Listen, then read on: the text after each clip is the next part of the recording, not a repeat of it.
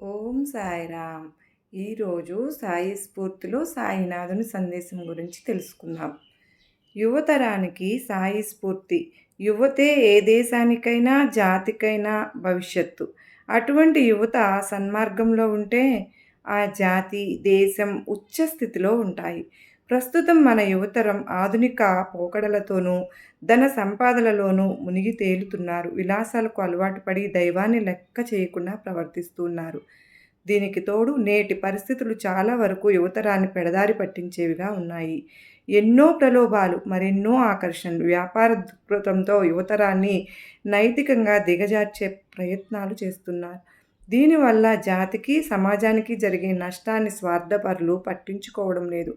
యవ్వనంలోనే ఎవరికైనా మంచి వ్యక్తిత్వ నిర్మాణం అవసరం. దీనికోసం ఆధ్యాత్మిక భావన యవ్వన దశలోనే అలవడాలి. ఆధ్యాత్మిక